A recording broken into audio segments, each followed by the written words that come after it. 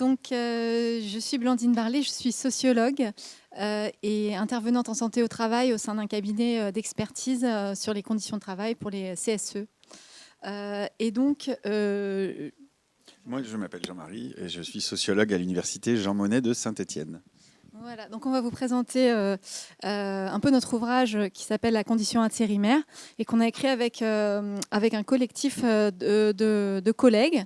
Donc à l'origine, il y avait une enquête qu'on avait menée aussi collectivement pour le compte de la DARES sur les travailleurs précaires et leur santé. Donc les précaires, c'était à la fois les contractuels de la fonction publique, les auto-entrepreneurs, et donc il y avait un volet sur les intérimaires, sur lequel Jean-Marie Pillon avait travaillé, moi-même, Elena Mascova, Louis-Marie Barnier et Lucas Tranchant aussi, et Arnaud Mias. Donc ça, c'était en 2019. Donc notre terrain était un peu confronté au confinement et ça a compliqué un peu les choses. Donc nous, on est parti d'une énigme. Notre réflexion sur les intérimaires est partie d'une énigme. C'est celle du fait, les intérimaires sont souvent plus confrontés à des accidents du travail, ont souvent plus d'accidents, y compris des accidents graves. Mais globalement, ils apparaissent en meilleure santé que la moyenne et ils souffrent moins de maladies professionnelles. Ils souffriraient moins de maladies professionnelles. On va revenir évidemment là-dessus. Donc nous, on a voulu essayer d'expliquer ce paradoxe et d'aller au-delà. L'explication la plus évidente, elle s'enracine dans une des spécificités de l'intérim, c'est son caractère sélectif. Donc, si les intérimaires sont en meilleure santé, c'est parce que, quand ils tombent malades, ils s'arrêtent de travailler. Tout simplement, les intérimaires quittent l'intérim, donc ne sont plus intérimaires quand ils sont malades, ou alors, tout simplement, l'intérim les quitte, c'est-à-dire leurs missions ne sont pas renouvelées. Donc ça, c'est ce qu'on appelle l'effet de travailleur sain, en fait.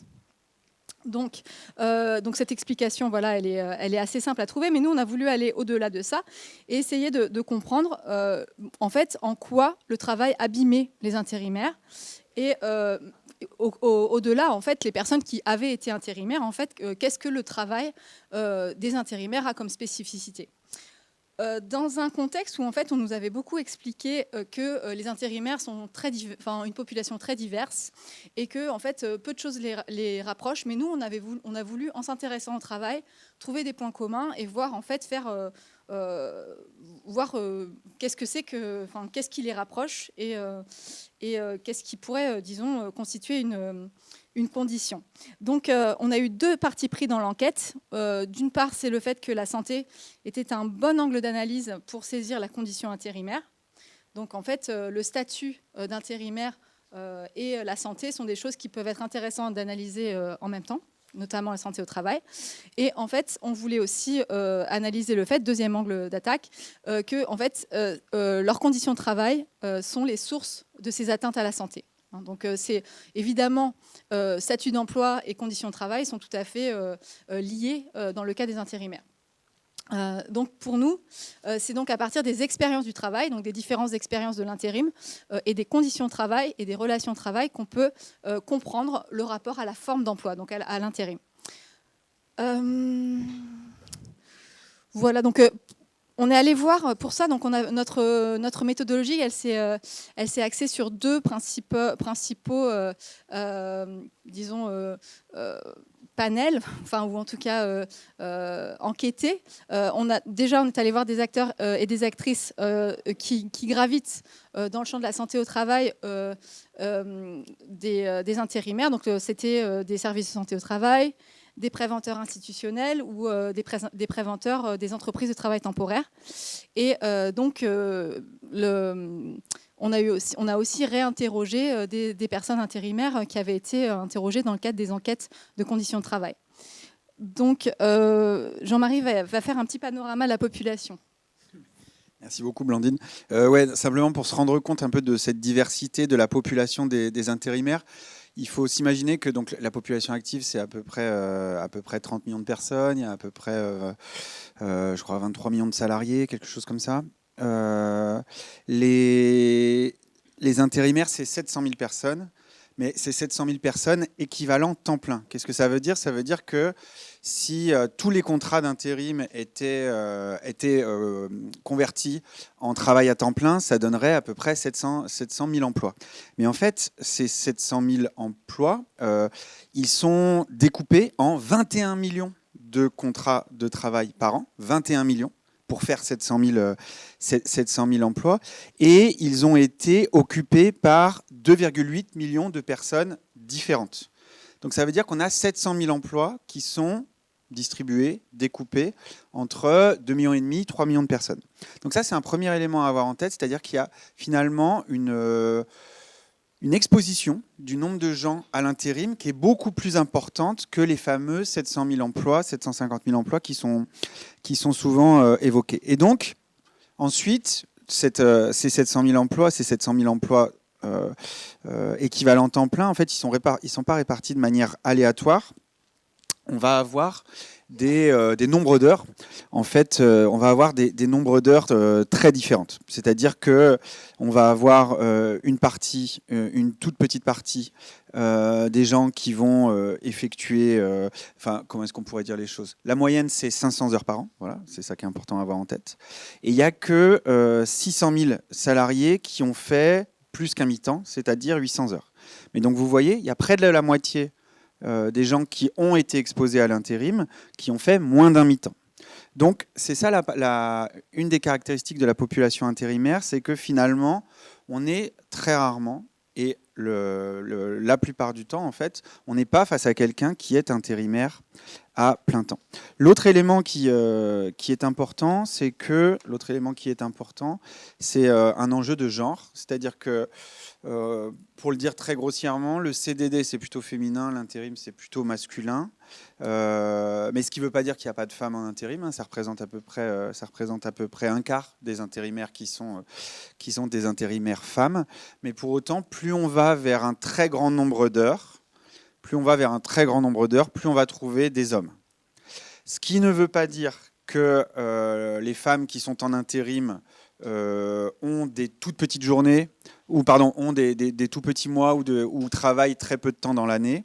C'est plutôt, comme on l'a vu ce matin avec la présentation d'Alizé Delpierre, c'est plutôt des gens qui travaillent un petit peu chaque jour. Comme on le connaît bien avec le travail féminin. Donc je m'arrête là pour la présentation de la population, mais voilà, c'était important d'avoir en tête que c'est une population qui est très diverse et qui est très diversement exposée à ce statut d'emploi. Étant entendu que, en fait, on peut être intérimaire un jour, en CDD le lendemain et auto-entrepreneur le week-end. Donc ça, c'est le constat. On n'est pas les seuls à le faire. Tous les gens qui font un peu des stats sur l'intérim présentent cette diversité d'exposition à l'intérim. Et le pari du livre, c'était de souligner que derrière cette diversité demeure quelque chose de commun, une condition commune qu'on a décidé d'appeler la condition intérimaire. Alors, je me fais le porte-parole des parties du bouquin qui concernent les conditions de travail. Je ne fais pas partie de ceux qui ont fait l'essentiel de ce travail de terrain. C'était, comme l'évoquait Blandine, plutôt Louis-Marie Barnier, Elena Mascova, Arnaud Mias qui ont fait l'essentiel de ce terrain-là. Donc je me fais juste le porte-parole de ces collègues qui n'ont pas pu être là aujourd'hui. Moi, je suis plutôt spécialiste du fonctionnement des agences d'intérim elles-mêmes, hein, si vous voulez qu'on revienne dessus pendant la discussion, mais pas forcément de la population. Donc je résume en quelque sorte les grands apports de leurs analyses. Et c'est de fait le cœur de l'ouvrage, c'est l'expérience intérimaire dont on va vous présenter les quelques cadres. Donc d'abord, il faut essayer de casser un mythe. C'est un mythe qui est tenace. Hein, c'est on ne gagne pas plus d'argent en intérim. Et ça, c'est très très important à rappeler. Alors si, en fait, c'est possible, mais c'est pas donné à tout le monde. Déjà, c'est le cas que dans des secteurs comme la logistique que David Gaborio évoquait ce matin. C'est possible uniquement dans des secteurs où la grille salariale est particulièrement aplatie. C'est-à-dire que dès qu'il y a peu de gains à l'ancienneté, dès qu'il y a peu de gains à la qualification, eh bien là, ça va être possible de gagner un peu plus en intérim, lorsque l'ancienneté n'est pas valorisée. Mais même à ces conditions-là, en fait, ne sont mieux payés, et c'est là tout le côté un peu pervers de ce discours ambiant selon lequel les intérimaires sont mieux payés, c'est qu'en fait, ne sont mieux payés que ceux qui arrivent à limiter les périodes non travaillées. Qu'est-ce que ça veut dire, limiter les périodes non travaillées ? Ça veut dire faire beaucoup d'heures au-delà du minimum légal, donc travailler plus de 35 ou 37 heures. Et ça veut dire aussi rogner sur les congés payés, rogner sur les intermissions, etc. Donc ça veut dire quoi? Ça veut dire qu'on n'est pas mieux payé à l'heure, en fait. Quand les intérimaires disent qu'ils sont... et quand les gens disent l'intérim, ça paye mieux, en fait, on n'est pas mieux payé à l'heure. On est mieux payé en fin de mois si on n'a pas pris de congé. Donc ça, c'est important. Et donc, à ces conditions, c'est possible, mais c'est très difficile. Et surtout, ça ne dépend pas de vous, parce qu'il faut avoir, entre guillemets, assez de valeur professionnelle pour être constamment rappelé. Il faut que l'agence d'intérim vous rappelle régulièrement. Parce que dès qu'il y a un creux dans les commandes, en fait, vous n'êtes plus rappelé, que vous soyez bon ou pas. Donc, les rares qui gagnent davantage en intérim, en fait, c'est surtout des hommes dans la force de l'âge, sans problème de santé, sans charge de famille ou en mesure de déléguer cette charge. Donc, c'est vraiment une partie infime, mais qui est très importante dans la rhétorique de la défense de l'intérim. Donc, ça, c'est un élément qui est important. Autre élément important, c'est toujours à court terme que l'intérim paie un peu mieux. Parce qu'à long terme, finalement, l'intérim, elle ne permet pas de reconnaître l'ancienneté. Il est très difficile de durer en intérim, il est très difficile de faire carrière en intérim. Et ça fait écho à ce qu'expliquait ce matin David Gaborio à propos de la logistique, c'est-à-dire que finalement, ça peut mener à certaines formes d'impasse. Et ça, c'est un second point. Ce qui va marquer l'expérience intérimaire, justement, c'est peut-être cette occasion de gagner un peu plus d'argent pendant quelques mois par rapport aux collègues qui travaillent un peu moins, qui ont une famille, etc. Mais ce qui va marquer l'expérience intérimaire, c'est pas tant ce sursalaire qui est en fait très rare, c'est en fait surtout la déqualification, la dévalorisation du travail. C'est-à-dire que tout est fait pour éviter de valoriser formellement les savoir-faire de la personne qui travaille. Alors, à l'oral, ça peut se dire, et ça se dit, toi, t'es bon, lui, il est mauvais, lui, il est bon, lui, je le veux lundi, etc. Mais tout est fait aussi pour éviter d'accorder sur le papier une qualification qui serait monnayable auprès de l'entreprise utilisatrice. Et puis, tout est fait également pour éviter une appropriation du poste, pour éviter une appropriation de l'environnement de travail. Et puis, inversement, tout est fait pour éviter un attachement de l'équipe, de l'entreprise, de l'encadrement à cet intérimaire. Les intérimaires, ils vont être déplacés au gré des commandes d'une entreprise à une autre. Et c'est ça qui est paradoxal, c'est que finalement, d'un côté, il y a un manque de reconnaissance à la fois monétaire et statutaire de la valeur des intérimaires, alors même que, dans le même temps, c'est ça aussi un des discours qui a été collecté dans le cadre de cette enquête, c'est qu'en fait, ils développent des qualités assez impressionnantes, en fait, en quelque sorte. C'est-à-dire qu'ils doivent très rapidement apprendre un processus de production, très rapidement être opérationnels, alors qu'ils ont à côté d'eux des gens qui ont mis plusieurs semaines, plusieurs mois pour apprendre leur travail. Ensuite, ils doivent apprendre à tenir très vite une cadence, parce que si on ne tient pas la cadence, très vite on est pointé du doigt. Et puis, ça c'est toujours le truc un peu marrant en sociologie du travail, il faut aussi apprendre à ne pas travailler trop vite pour ne pas paraître trop zélé au regard des embauchés qui ont imposé une certaine cadence de travail respectable, mais soutenable aussi à long terme. On peut être tenté de faire un sprint pour être bien vu, pour se mettre dedans, etc. Mais en fait, c'est mal vu de ceux qui travaillent là depuis plusieurs mois, parce qu'ils savent très bien que si on augmente la cadence, on ne peut pas tenir. Et puis par ailleurs, ça risque d'être considéré comme le nouveau seuil à atteindre et à forcer l'encadrement à revoir la cadence, à revoir le rythme. Autre compétence cruciale, et c'est présenté comme tel par les enquêtés, ça aussi c'était vraiment très intéressant dans l'enquête, c'est qu'il faut savoir ravaler sa fierté. Pourquoi ? Parce que les premières heures, les premiers jours en intérim, c'est souvent des moments de mise à l'épreuve, des moments où les collègues vont tester l'intérimaire. Il y a un enquêté dans le BTP, par exemple, il dit « Moi, je descends de voiture, je vois une équipe que je ne connais pas, je ne sais pas comment je vais être mangé. » Et donc, on va lui attribuer des tâches un peu dégradantes, un peu dévalorisantes. On va voir ce qu'il a dans le ventre et son degré de docilité et de répondant. Autre exemple, dans le bâtiment, quelqu'un qui a été chef d'équipe quand il était salarié, à qui on va demander de porter les outils et de passer le balai. Et donc ça, c'est un élément très important, nous disent-ils, pour tenir, il faut savoir mettre ça de côté. Il faut savoir être, disent-ils, humble. Parfois, cette affectation à des tâches dégradantes, ce n'est pas qu'une mise à l'épreuve, c'est le cœur de la mission. Pourquoi ? Parce que dans certaines entreprises, en fait, on achète la paix sociale au prix d'une délégation aux intérimaires. On prend des intérimaires pour leur confier les tâches les plus pénibles, les tâches les moins gratifiantes, celles que les embauchés ne veulent pas ou pas trop faire. Et À cet égard, hein, il y a pas mal d'enquêtés qui utilisent en fait le terme de larbin au premier sens du terme, en disant, et ils le disent avec des mots assez crus, hein, ils disent ce que font les intérimaires, c'est la merde que les autres ne veulent pas faire. Et cette expression, elle revient très très souvent dans la bouche des enquêtés. Alors ça peut être le cas dans le BTP, hein, je le disais, où on peut porter les outils, passer le balai. Dans l'agroalimentaire aussi, on nous rapporte finalement le fait que les intérimaires, ils sont plutôt sur les lignes qui sont difficiles à nettoyer. Parce que dès qu'il y a une petite pause... Dès qu'il y a une petite pause ou d'un jour sur l'autre ou qu'il y a une petite panne machine, en fait, la nourriture, ça dépose des choses qu'il faut enlever si on veut pouvoir continuer à travailler. Et celles qui sont les plus sales, on va les donner aux intérimaires. Ou dans les EHPAD, hein, vous devez être la première à répondre aux urgences, vous occuper des personnes les plus pénibles, etc. Bon, en sociologie, c'est ce qu'on appelle le sale boulot. Hein.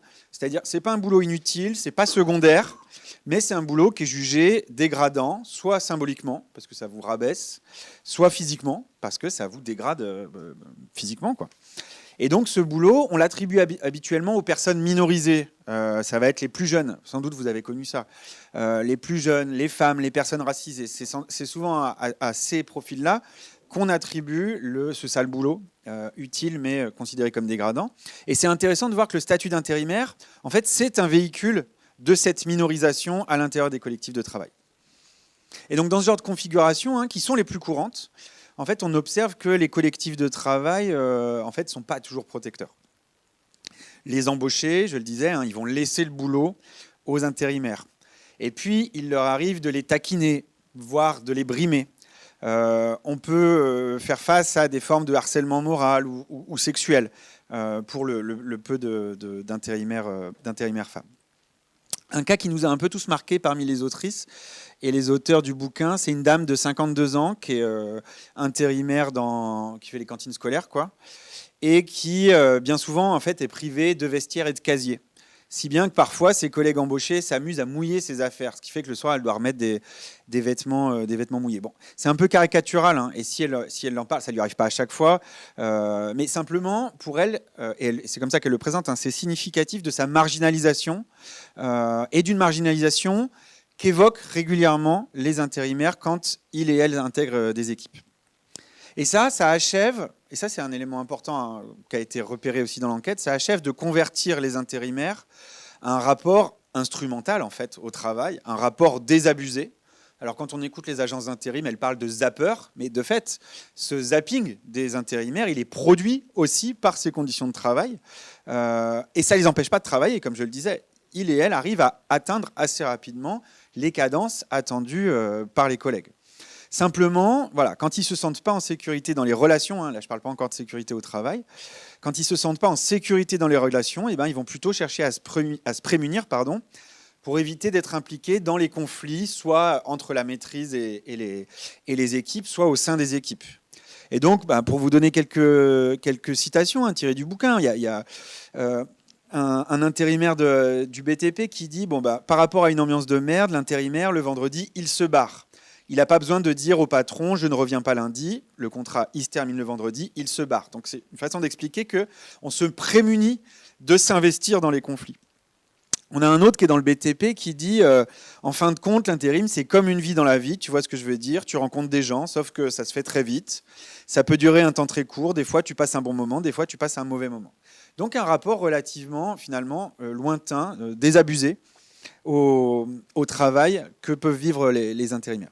Et donc c'est une stratégie qui est assez ambivalente parce que c'est mêlé d'hypervigilance à l'égard d'éventuelles attaques, mais aussi de retrait justement pour éviter de l'affect dans ce type de configuration. Et cette stratégie ambivalente, elle va être confortée par le comportement de l'encadrement. Parce que l'encadrement, il valorise les intérimaires, bien sûr, notamment parce qu'ils ont la capacité d'assurer le travail dégradé sans ralentir le rythme collectif. Et ce qui est important pour la maîtrise dans l'industrie notamment, c'est qu'ils ont leurs objectifs à tenir, ils ont leurs quotas. C'est ça qui est le plus important pour les chefs d'équipe. En revanche, ils vont être beaucoup moins impliqués dans la reconnaissance du travailleur et dans le développement de ses savoir-faire. Donc les chefs d'équipe, ils vont rarement accueillir les intérimaires, ils vont peu les former, ils comptent surtout sur eux pour les objectifs. Et puis, un dernier élément de cet univers qui gravite autour de l'intérimaire, l'agence d'intérim. Ces agences, elles ne sont pas beaucoup plus protectrices, hein. Bien sûr qu'elles leur attribuent une valeur, et si vous voulez, on pourra y revenir pendant la discussion, puisque c'est grâce à la valeur du travailleur, grâce à sa production de valeur, qu'elles font du profit. Les entreprises d'intérim font énormément de profit grâce à la valeur produite par les intérimaires. Mais cette valeur, elle n'a pas forcément pour contrepartie d'échanger, de négocier avec les intérimaires sur leurs souhaits, sur leur volonté de progression. Ils peuvent avoir des envies d'ailleurs, par exemple. C'est quelque chose qui est souvent revenu dans les entretiens. C'est moi, j'aimerais bien voir un autre type de ligne, peut-être même un autre type de secteur. Ça, elles vont y accéder que si elles ont une commande qui s'y rattache et que l'intérimaire en question ne serait pas plus utile sur quelque chose qu'il a déjà fait, ou il a déjà fait ses preuves, etc. Donc les demandes, elles ne sont acceptées que si la demande est là et que ça ne fait pas baisser, entre guillemets, la capacité à répondre aux clients sur d'autres missions. Et puis, souvent, il y a des controverses, il y a des conflits avec l'entreprise utilisatrice, c'est-à-dire celle qui met au travail l'intérimaire. Dans ces cas-là, bien souvent, l'agence d'intérim, elle va arbitrer en faveur du client, pas en faveur de l'intérimaire. C'est assez rare que l'agence arbitre en faveur de l'intérimaire. Plus grave, mais très récurrent, les agences extorquent assez régulièrement du salaire aux intérimaires. Alors, c'est pas, je sais pas comment dire, c'est pas tout le temps, mais c'est très récurrent et il mériterait une commission d'enquête pour mesurer la part des profits des agences d'intérim qui est fait par extorsion. Ça va être quoi? Ça va être des heures supplémentaires non payées, très réguliers. Est-ce que vous allez oser demander 2-3 heures quand vous vous demandez si vous serez là lundi et que vous avez besoin de ce travail-là? Il peut y avoir, ça c'est moins souvent, mais c'est très impressionnant, comme je trouve, comme casse, comme hold-up. Ils sont capables parfois de ne pas payer les primes de fin de mission. Ils oublient. Et puis, il y a tout un ensemble d'avantages salariaux qui sont attribués aux embauchés, qui ne sont pas attribués aux salariés, parce qu'ils n'ont pas été négociés, tout simplement, par l'agence d'intérim. Finalement, en fait, c'est seulement dans les cas où la sécurité des intérimaires est directement et explicitement mise en cause qu'il peut y avoir une réaction de l'agence. Et encore, ce n'est pas dans une perspective de protection de l'intérimaire, qui peut être invité à dissimuler le fait que c'est au travail qu'il s'est blessé. Mais quand c'est pas trop grave, hein, souvent on lui dit va te reposer, tu verras lundi ça va mieux, etc. Surtout, l'agence, en fait, elle essaye de se protéger des coûts que pourrait engendrer un accident, parce qu'on y reviendra, mais c'est l'agence qui doit payer en cas d'accident et pas l'entreprise qui a mis au travail. Et donc, ce qu'on a vu, c'est que, par exemple, les entreprises où il y a le plus d'accidents, on va arrêter de travailler avec elles. Donc, il y a une prise en compte de ces enjeux-là. Mais ces enjeux-là, ils sont pris en compte sous une forme qui n'est pas, ou pas directement, la protection de la santé de l'intérimaire en question. Donc, au final, il n'y a que 2 éléments qui peuvent donner de la valeur à cette expérience du travail en intérim au long cours. C'est d'abord, je l'évoquais tout à l'heure, quand on a l'occasion de faire de la mobilité horizontale, quand les agences le tolèrent, je le disais, hein, quand parfois elles peuvent le susciter, on a des intérimaires qui peuvent faire le tour de différentes conditions d'exercice d'un métier qu'ils maîtrisent déjà. Ça peut être plusieurs secteurs également, etc. Et ça permet de tromper l'ennui, de retrouver une forme de caractère stimulant au travail. Mais c'est une polyvalence qui est assez peu valorisable monétairement parce qu'à chaque fois, on occupe les emplois les moins qualifiés. Et puis, autre élément qui va réenchanter un peu l'expérience intérimaire, c'est les cas les plus rares, mais qui existent, où les collègues, même les embauchés, vont faire corps. Quand ils vont rendre le travail moins complexe. Parce qu'on vous explique les petits trucs qui permettent d'aller plus vite.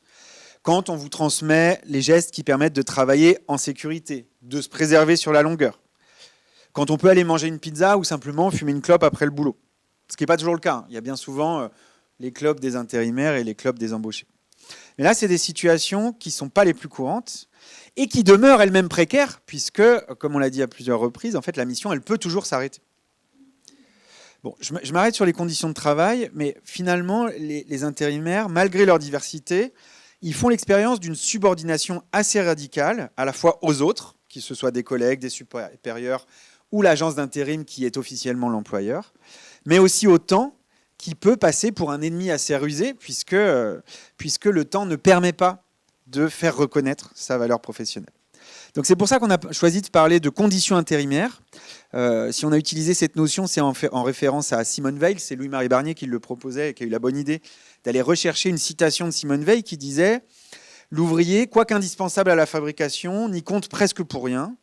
Et c'est pourquoi chaque souffrance physique inutilement imposée, chaque manque d'égard, chaque brutalité, chaque humiliation, même légère, semble un rappel qu'on ne compte pas et qu'on n'est pas chez soi. » Alors, ce qu'elle décrit, bien entendu, c'est ancré dans le passé, c'est un passé qui est révolu, ça a été publié en 1936, mais on retrouve des traces de cette condition de subordination, non pas chez tous les ouvriers, mais chez une partie des intérimaires, ou en tout cas, c'est un peu comme Not All Men, c'est dans toutes les trajectoires intérimaires, on est confronté à ce type de situation. Mais vous l'aurez compris, hein, en plus de la subordination au temps et aux autres, la condition intérimaire, elle se caractérise aussi par une autre subordination, encore plus scélérate que le temps, c'est la subordination à leur propre santé, dont ils dépendent énormément pour tenir. Et à cet égard, les dispositions qui ont été mises en place pour garantir la santé et la sécurité de la totalité des travailleurs, des travailleuses, des salariés, en fait, elles se trouvent assez largement empêchées dans l'environnement, l'écosystème qui gravite autour des intérimaires. Et je laisse la parole à Blandine pour nous présenter tout ça.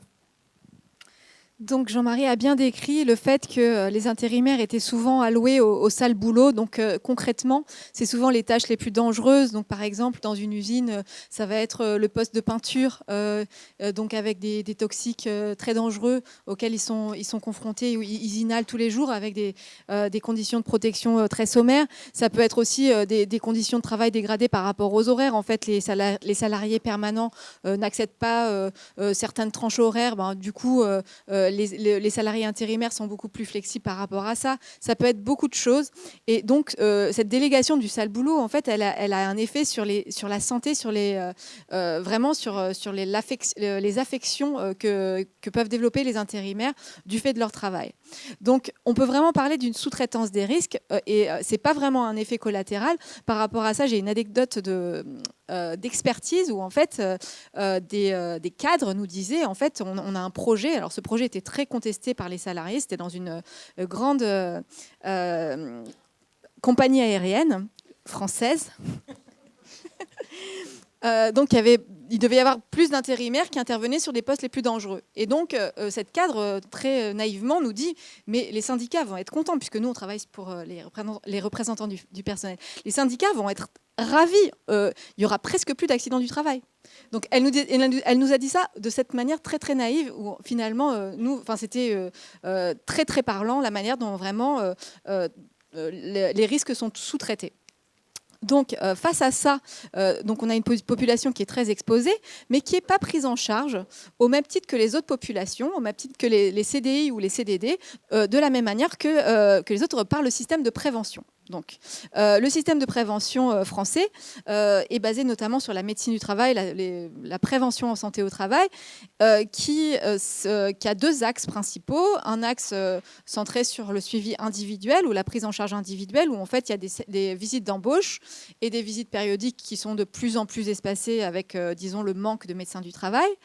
Mais qui a un autre axe, une autre, disons, jambe de ce service de prévention, de cette prévention, ce système de prévention, c'est l'action en milieu de travail qui est de plus en plus développée et qui consiste, par exemple, pour les médecins, mais aussi pour tout un ensemble d'autres professionnels de santé au travail, des actions en milieu de travail, par exemple des études de poste, des études sur le collectif, en fait. C'est de la prévention au niveau collectif.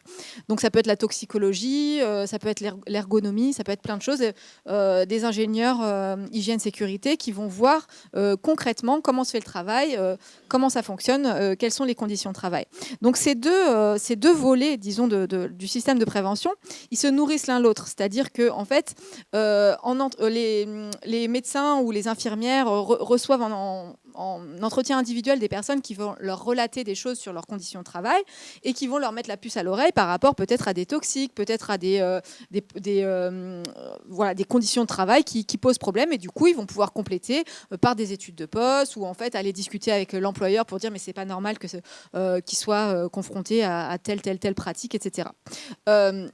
Et de la même manière, en fait, en faisant des études de poste ou en se baladant sur le lieu de travail, on va pouvoir, disons, repérer des choses qui vont nous amener à interroger les salariés qu'on va rencontrer en individuel différemment. Donc c'était une parenthèse pour dire qu'en fait, pour les salariés intérimaires, rien de tout ça ne tient. En fait, parce que il n'y a pas de suivi de santé dans la mesure où en fait il y a pas de, ils s'inscrivent pas dans la durée dans des postes.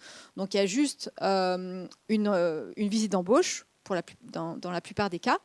Donc, alors après, le suivi vraiment de santé se perd pour la plupart des salariés, puisque finalement la périodicité elle est en train de s'éloigner de plus en plus avec, comme je disais, le manque de médecins et d'infirmières, mais quand même, du coup, pour les intérimaires, c'est inexistant. Et les actions de prévention en milieu de travail, elles ne sont pas possibles. Pourquoi ? Parce que l'employeur est disjoint de l'entreprise employeuse n'est pas l'entreprise qui met au travail. Donc les conditions de travail ne sont pas les conditions de travail que fournit l'entreprise de travail temporaire. Donc en fait, il n'y a pas de possibilité pour les médecins d'aller voir. Donc l'employeur, c'est ceux qui mandatent le médecin, parce que finalement, s'ils vont voir dans l'agence d'intérim, ils ne vont pas voir comment travaillent les intérimaires. Et ils n'ont pas, disons, le droit, en tout cas, ils n'ont pas d'accès direct aux entreprises utilisatrices. Quand vraiment il y a un problème et quand vraiment ils ont le temps, ce qui est vraiment rarissime, c'est ce que m'ont dit les médecins, ils peuvent contacter le médecin du travail de l'entreprise utilisatrice pour dire est-ce que tu peux aller voir ou est-ce que je peux venir avec toi voir ce qui se passe dans cette boîte, parce que vraiment j'ai l'impression que pour les intérimaires c'est pas normal ce qui se passe. Mais donc ça c'est vraiment très très rare. Donc tout ce qui est volet collectif ou tout ce qui est action sur le milieu de travail, donc en fait en termes de prévention, on peut dire que c'est surtout sur le milieu de travail qu'il faudrait agir pour rendre en fait les conditions de travail moins pathogènes. Bah ça en fait c'est rendu caduc simplement par le fait que l'entreprise employeur n'est pas l'entreprise qui fournit les conditions de travail, enfin n'est pas le milieu de travail. Donc qu'est-ce qui reste alors pour les salariés intérimaires ? Il reste des visites médicales. Donc ça, les visites médicales, c'est pour les postes à risque qui ont un suivi individuel renforcé. Donc ça reste des médecins qui les suivent. Et sinon, c'est des visites qui sont faites par les infirmières, très bien faites aussi, mais qui sont des visites, individuelles de prévention. Alors, ces visites, elles s'opèrent aussi différemment que pour la population générale, et elles s'apparentent davantage à de la sélection des travailleurs et des travailleuses, donc un peu, disons, dans l'esprit de la médecine du travail vichiste, j'allais dire, donc la manière dont la médecine du travail a été quand même mise en place dans ce contexte où en fait il fallait mettre les gens au travail et donc les sélectionner sur la base de, de leur santé physique et de leur capacité, vraiment physique à endosser un rôle professionnel, prendre un poste en fait. Donc pourquoi c'est davantage de la sélection pour les intérimaires que de la prévention ? C'est parce qu'en fait les visites, elles sont censées donner accès à un sésame, et donc un sésame qui reste aujourd'hui obligatoire, qui est donc le certificat d'aptitude, et qui du coup c'est le sésame parce que ça rend légal leur embauche. Donc c'est vraiment une fonction médico-légale de la médecine du travail et non pas ou des services de prévention au travail, en tout cas du système de prévention qui a du coup ce rôle de délivrer le sésame davantage que de vraiment, protéger les salariés. Et on va le voir aussi un peu plus loin. Donc, c'est vraiment la mise au travail des intérimaires qui est rendue possible. Donc, ça crée un système qui est très pervers où, en fait, les services de santé au travail essayent de pourvoir au maximum des visites parce qu'ils savent que les agences d'intérim en ont besoin pour pouvoir, placer leurs hommes et leurs femmes.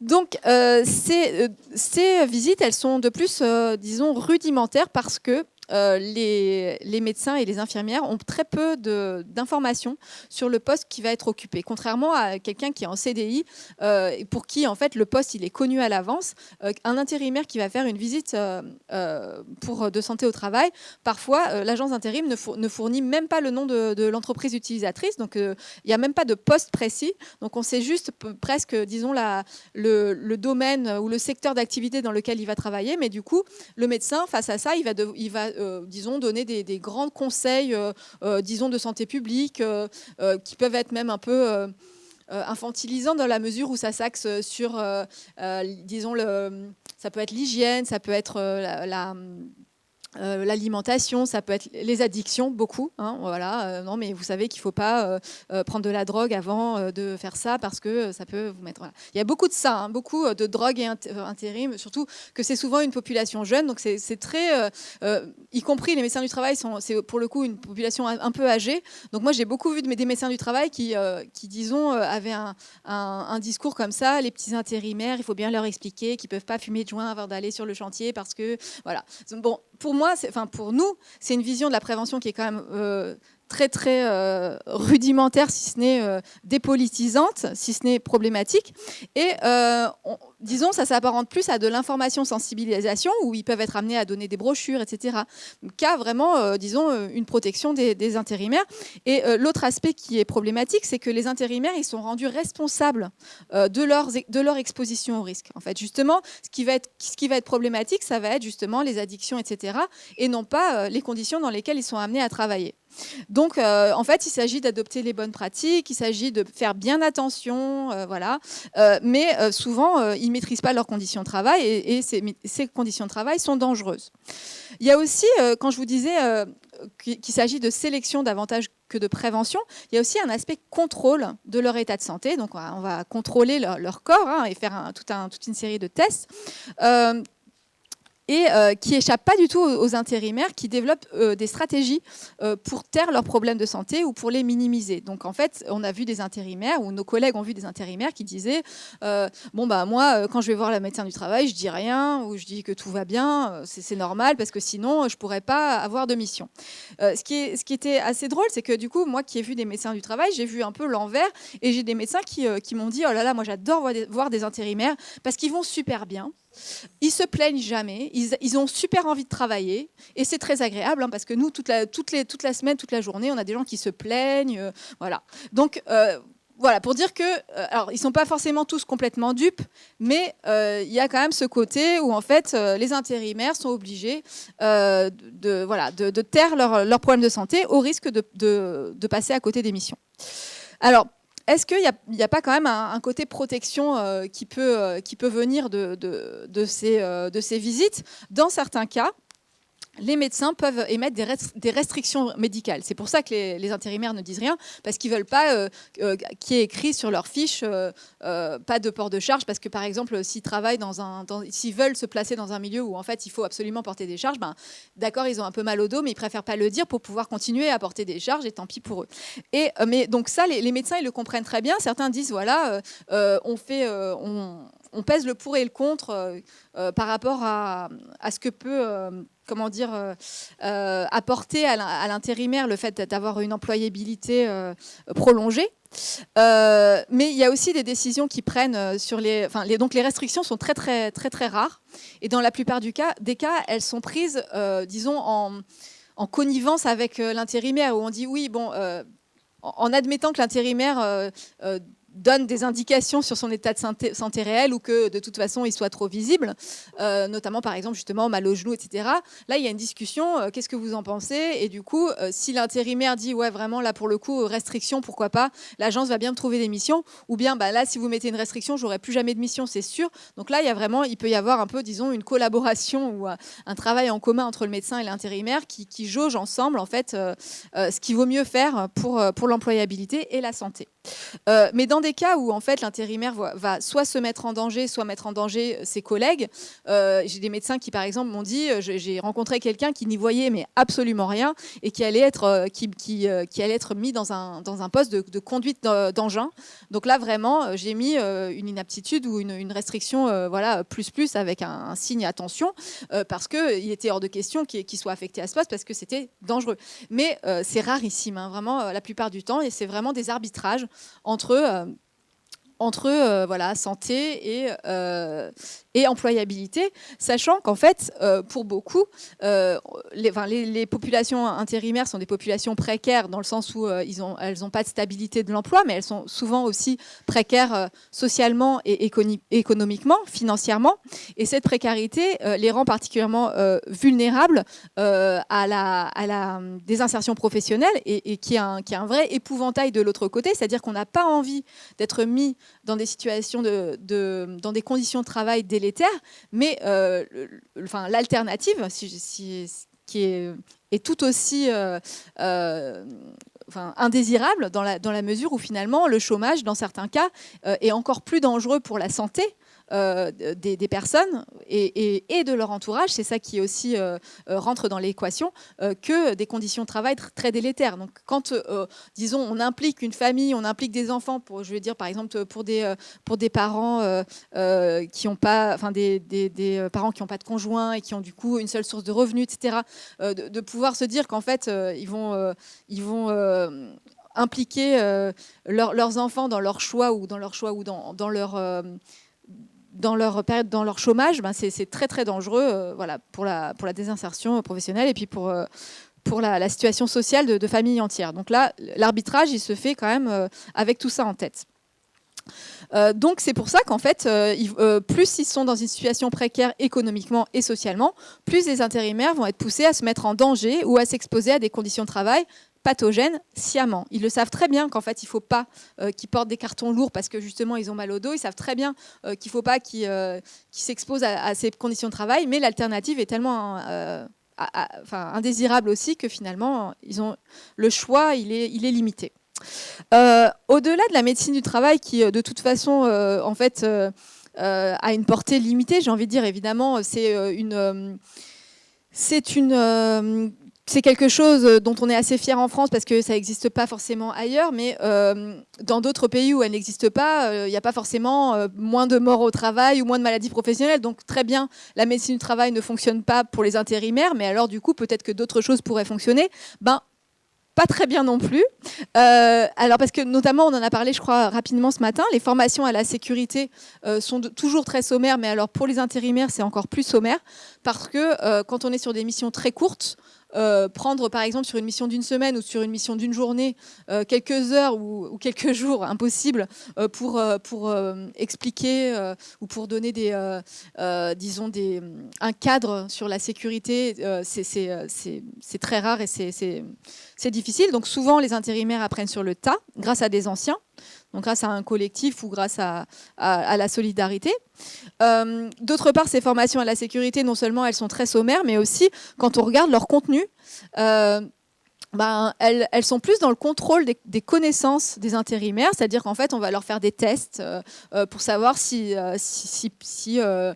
disons, ils vont se mettre en danger, que sur vraiment, disons, l'accompagnement vers des pratiques safe en fait. Donc finalement, en filigrane, on voit qu'elle part du principe, ces formations, que le danger il vient principalement, voire uniquement, d'erreurs humaines, de comportements humains, et que du coup, pour l'éviter, il suffit de diffuser des bonnes pratiques. Alors ça, c'est des choses qui circulent aussi, c'est qu'en fait, quand il y a des accidents, c'est que les personnes n'avaient pas bien suivi les règles de sécurité. Donc les morts au travail, c'est comme ça aussi que les employeurs, je pense, j'imagine, arrivent à dormir la nuit, c'est en se disant, ah oui, mais en fait, il y avait quand même des normes, il y avait quand même des équipements de protection, ils ont contourné, voilà. Bon, mais ces personnes, les personnes en question sont souvent jeunes, sont souvent très peu formées. Il y a quand même beaucoup et donc elles sont vraiment mises en danger. Simplement, il y a une sur-responsabilisation des salariés et des intérimaires qui pose problème. En plus de ça, les équipements de protection fournis font l'objet de débats entre les entreprises de travail temporaire et les entreprises utilisatrices, où en fait elles se renvoient la balle. C'est ah bah non, les chaussures de sécurité c'est le TT. Ah non, le TT dit ah non, mais non, tu les trouveras sur place dans l'entreprise utilisatrice. Et parfois donc les intérimaires n'ont pas de chaussures de sécurité, et c'est comme ça qu'en fait en faisant une recherche rapide sur Le Bon Coin, on se rend compte qu'il y a énormément de chaussures de sécurité sécurité sur Le Bon Coin, sachant que normalement, il ne devrait pas y en avoir puisque les chaussures de sécurité doivent être fournies par l'employeur. C'est vraiment un dû, en fait. Hein, voilà, c'est des équipements de base. Donc, au final, les intérimaires choisissent souvent eux-mêmes leurs équipements de sécurité, faute d'équipements convenables fournis. Et du coup, ce qui est problématique, c'est qu'ils vont choisir aussi en fonction du prix, en fonction de critères qui ne devraient pas avoir vraiment, disons, le dessus, parce que c'est quand même de leur sécurité qu'il s'agit. Donc, ce qu'on a vu, c'est que donc, les intérimaires sont souvent responsabilisés, ils sont entre guillemets considérés comme acteurs et actrices de leur propre santé au travail. Hein, c'est souvent ce que disent, y compris les médecins, et de leur propre protection. Donc, c'est à eux de décider de la pertinence d'une mission qui, par exemple, va beaucoup solliciter leurs genoux, alors que justement, ils ont une fragilité aux genoux. C'est à eux de savoir de quelle manière il faut soulever un sac de ciment, sachant qu'en fait, s'ils le soulèvent de la manière dont ils le feraient spontanément, sans avoir appris, au bout de 2 jours, ils ne seront plus employables et ils n'auront plus ni de genoux ni de dos. Donc en fait, le risque, c'est à la fois de porter atteinte à leur santé, mais aussi de porter atteinte à leur employabilité. Finalement, un intérimaire qui veut durer dans la mission, il est obligé d'apprendre à bien porter un sac de ciment, parce que sinon, il sera, non seulement il n'aura plus de genoux ou de dos, mais il ne sera plus employable. Donc tout ça, c'est quand même des éléments qui vont dans le sens d'une condition intérimaire de vulnérabilité par rapport aux atteintes à leur santé. En plus de ça, donc, disons à l'autre bout de la chaîne, quand il y a des problèmes de santé au travail, quand il y a des maladies, quand il y a des accidents, les accidents sont plus visibles, mais en tout cas, il y a une invisibilité des problématiques de santé des intérimaires, notamment justement des maladies, parce que les chiffres ne reflètent pas la réalité concernant la manière dont le travail les affecte. Donc, pourquoi on a dit au début que les maladies professionnelles touchaient moins les intérimaires, alors que pourtant, ils évoluent dans des milieux professionnels qui les exposent à des risques très, très importants.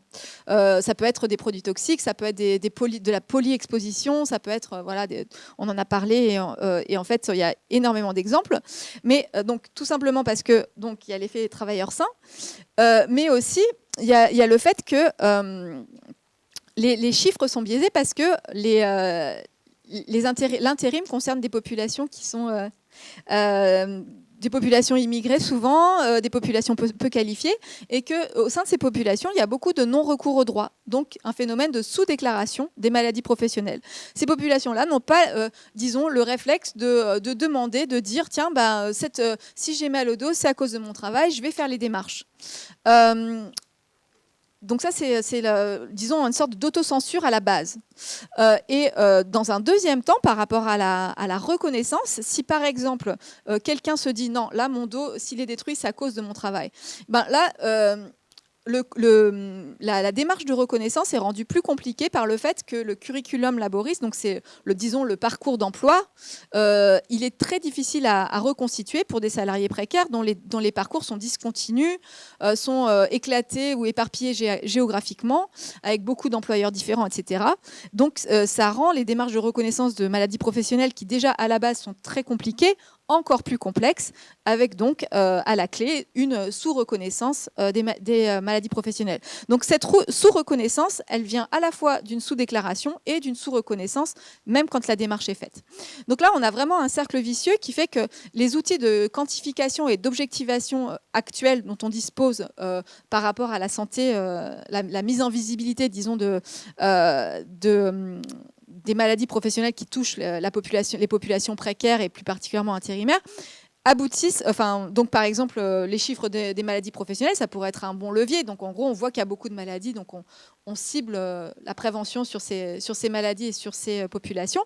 Là, en fait, on ne les voit pas, et du coup, comme les maladies n'apparaissent pas dans les chiffres, on n'a pas de politique de prévention ciblée.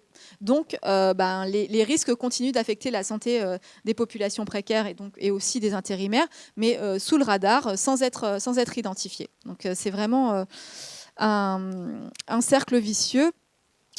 Je voulais rajouter une dernière chose par rapport aux conditions de travail et à la santé des salariés intérimaires, c'est qu'en fait, cette question, elle concernait aussi l'ensemble des salariés et pas uniquement les intérimaires.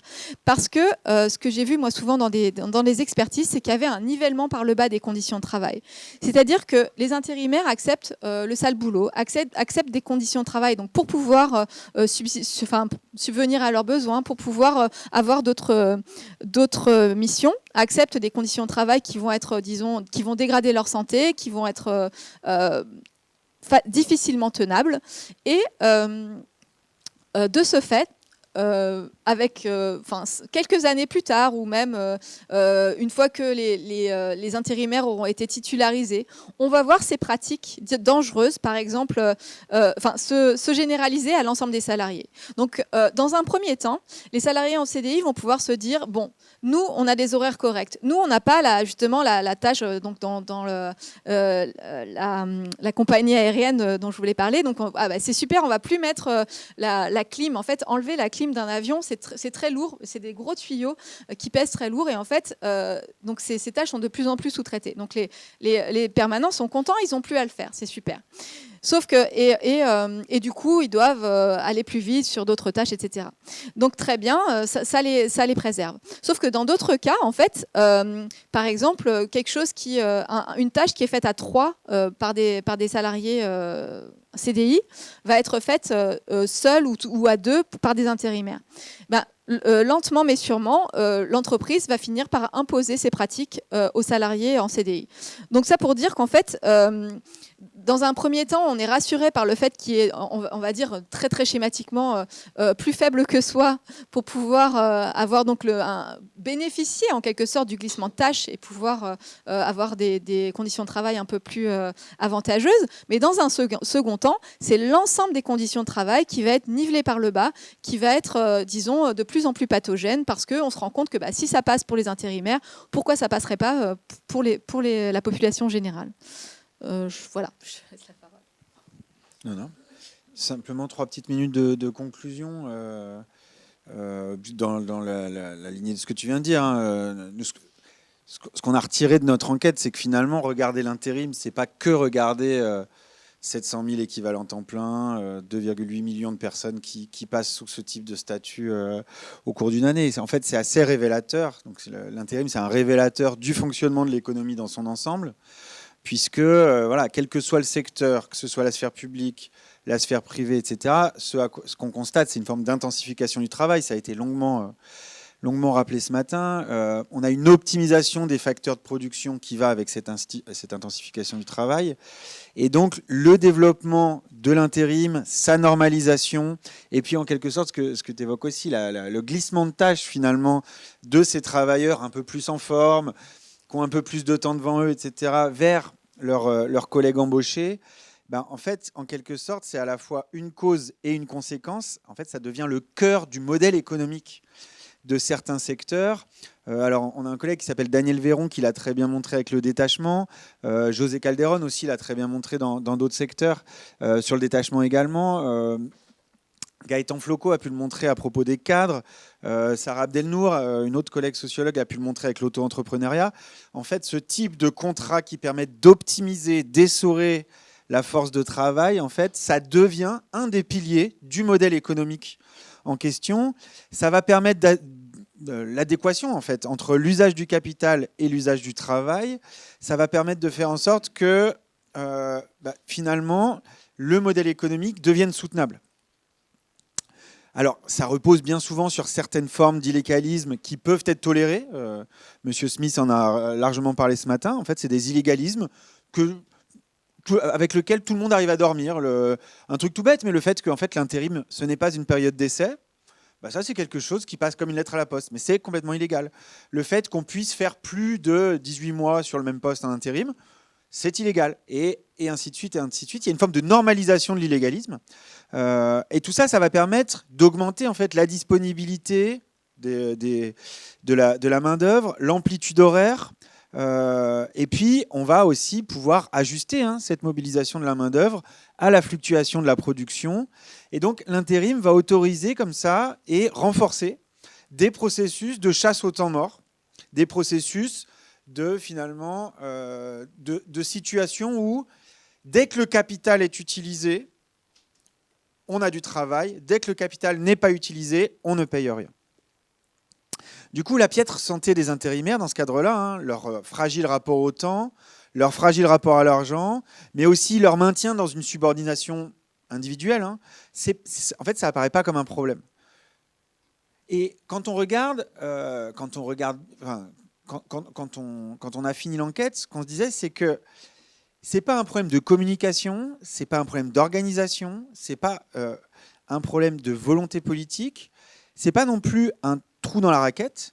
En fait, si cette condition intérimaire, elle persiste telle qu'on a pu l'observer, c'est parce que l'organisation de l'intérim, elle est compatible et elle permet, pas toute seule, bien entendu, mais elle fait partie des éléments qui permettent l'économie contemporaine de marcher telle qu'elle s'est construite, au modèle économique et productif tel qu'ils ont été construits, de perdurer. Et donc, tout le monde se félicite quand le PIB augmente, tout le monde se félicite comme ces derniers jours en disant on n'a jamais autant travaillé en France, etc. Eh ben, on pourrait reprendre le slogan, le mot d'ordre de la journée d'aujourd'hui, c'est d'accord, mais à quel prix? Et donc, voilà, travailler en intérim, oui, ça permet à des boîtes de fonctionner, ça permet à des secteurs entiers de tourner. On évoquait ce matin la logistique.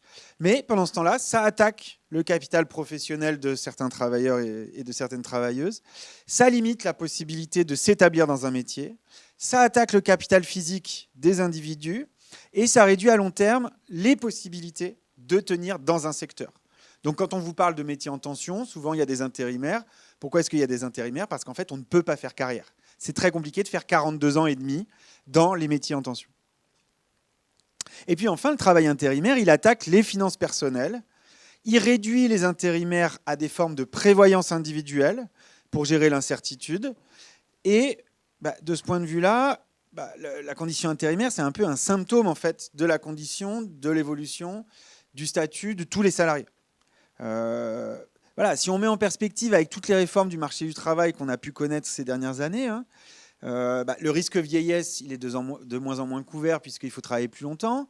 Le risque chômage, il est de moins en moins couvert parce qu'il faut atteindre un certain nombre de critères qui sont de plus en plus difficiles.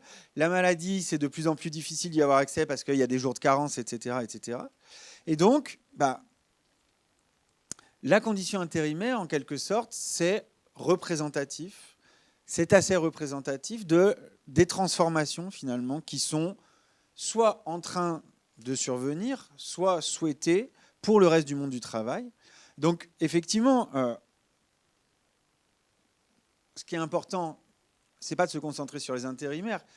Ce qui est important, c'est de voir que, finalement, l'attaque du statut des intérimaires, c'est une attaque qui concerne, et puis leurs conditions quotidiennes de travail, c'est quelque chose qui concerne l'ensemble des salariés. Voilà. Merci beaucoup de votre attention.